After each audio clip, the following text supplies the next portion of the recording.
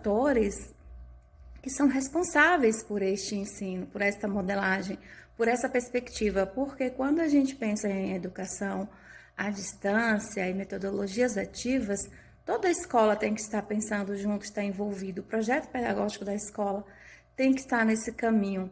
Do contrário, o professor vai atuar de uma forma muito solitária, muito isolada.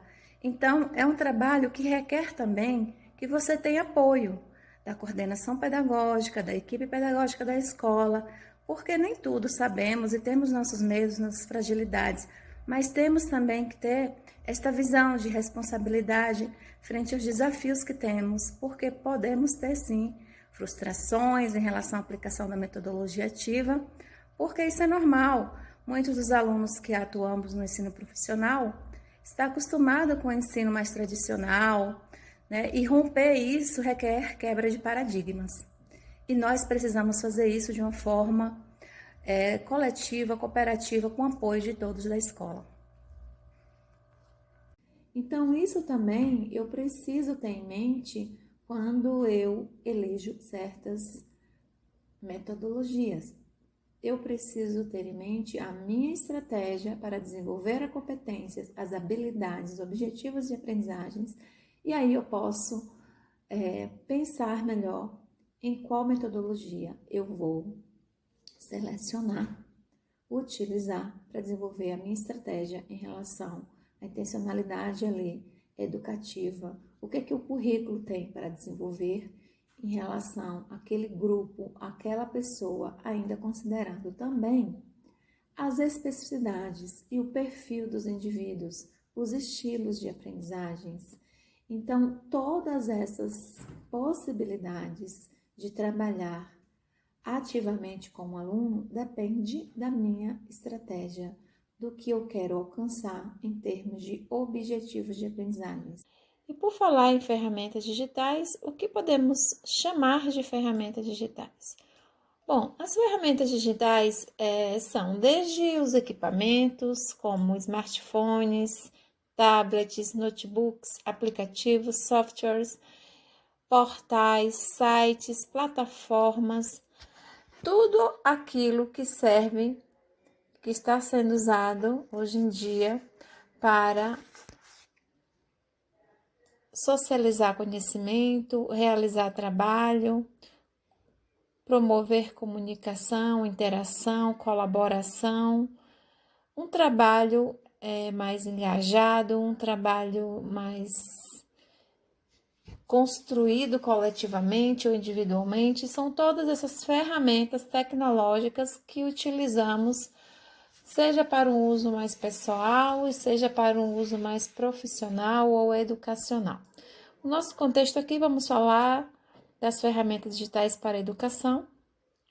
E existem várias ferramentas, desde programas digitais, portais de domínio públicos, plataformas que servem para fazer a gestão do ensino e da aprendizagem, bibliotecas digitais, lousas digitais, plataformas como Google for Education, Teams for Education, Zoom e outras tantas que existem aí que muitos devem utilizar.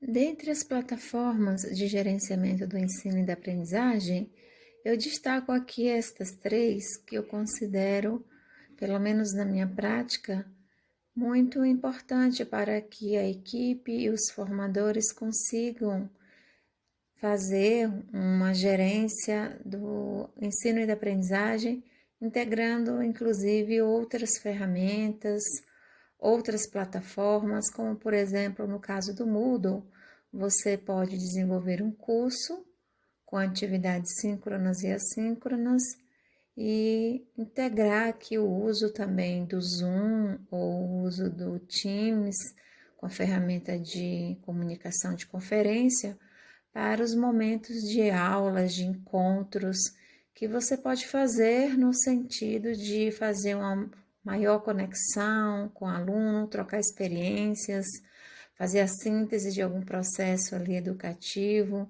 E também tem esses encontros online, são muito importantes para criar um vínculo, uma conexão entre os alunos, entre o aluno e o docente.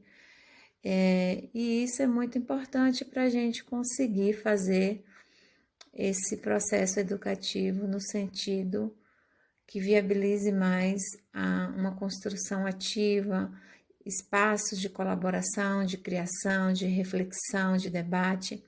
Então, o Moodle é uma plataforma hoje que é utilizada mundialmente e tem esta potencialidade. Porém, é importante que os formadores e a equipe tenham conhecimento, inclusive, de gerenciamento e de configuração, e requer certos conhecimentos e habilidades para isso. E para você utilizar também é preciso que a sua instituição adote. Já o Google Class é uma plataforma mais intuitiva, mais fácil de acesso, só precisa que você tenha uma conta no Gmail. Você pode ter uma conta educacional ou não, você pode desenvolver atividades com seus alunos, articulando o Google com outras ferramentas. Por exemplo, em um curso remoto que você queira fazer uma atividade de aula invertida, você pode utilizar a plataforma Google, abrindo uma turma, passando alguma atividade de criação, de construção para os seus alunos e fazer ali o acompanhamento e o gerenciamento disso. O Teams é outra plataforma e para você utilizar é preciso uma conta educacional, que a sua escola faça um cadastro, e a licença é gratuita, né? Se a instituição optar por esse tipo de licença. É preciso também ter um conhecimento ali básico de configuração das atividades. Você pode realizar todo um curso no Teams ou utilizar o Teams de uma forma articulada com outra plataforma. Então, assim, é importante a gente conhecer e saber as potencialidades, até para a gente saber o que selecionar, o que escolher, para aquela modelagem ali de acordo com o que queremos do curso, o que temos ali em relação ao público, como também é importante fazer uma inclusão digital deste público aí na plataforma, seja com tutoriais, seja com momentos presenciais virtualmente falando, né? Momentos de encontros para melhor explicar como funciona a plataforma, fazer uma ambientação. Então, isso também é importante quando a gente fala da seleção e do uso dessas plataformas. Pensar na metodologia ativa e o aluno como centro é você viabilizar atividades que permitam a relação teoria e prática. Esta troca, esta conexão, este pensar e repensar constantemente as nossas ações e ressignificá-las com fundamentos teóricos, com fundamentos dos saberes experienciais de outros colegas. É nesse ponto que você tem que pensar metodologia ativa. Quais são as atividades? Eu vou aplicar o PBL no meu curso, porque eu acho que o PBL possibilita trabalhar problemas e é muito interessante o aluno pensar em soluções diversificadas para os problemas. Bacana, é uma ótima ideia e você pode fazer isso. Mas não deixe de observar que o PBL tem uma metodologia própria. Quando a gente fala de PBL, toda ação educativa, pela lógica metodológica do que é o PBL, deve começar e terminar com esta metodologia. Assim como projetos, quando a gente trabalha com projetos. Claro que, pela lógica, por exemplo, do PBL, como surgiu nas faculdades de medicina, há currículos construídos com PBL, há disciplinas que podem ser aplicadas ao PBL. O que você não pode é começar um curso de uma forma e no final, agora eu vou aplicar um PBL. Então, a gente precisa se apropriar dos fundamentos educacionais, pedagógicos, teóricos, de certas metodologias antes da gente sair aplicando. Esta é uma dica que eu deixo, porque eu já vi várias situações que as pessoas, no meio de uma atividade, quer aplicar uma metodologia que não se adequa pela lógica metodológica da metodologia. Em um curso à distância, você pode aplicar, por exemplo, um GVGO, que a gente aplicava no presencial, e claro, tem que ser recontextualizado, pensado junto com a equipe pedagógica que te dá apoio, com pedagogos, com a equipe da sua escola, que tem essa função de trabalhar junto na construção do planejamento das atividades. Muitas das estratégias que aplicamos no presencial para colocar o aluno como centro, com certas reconfigurações, considerando as ferramentas da plataforma que utilizamos, podemos realizá-las também à distância, como eu já tinha falado. Um estudo de meio é uma ótima estratégia para trabalhar com alunos que já são do ramo profissional, que pode ir no meio onde trabalha ou em outro meio e voltar para o ambiente, por exemplo, de um fórum, de uma conversa, para trazer ali os relatos, as observações. Isso tudo requer planejamento, isso tudo requer entender o que é a metodologia. Então, tem várias estratégias que você pode trabalhar à distância.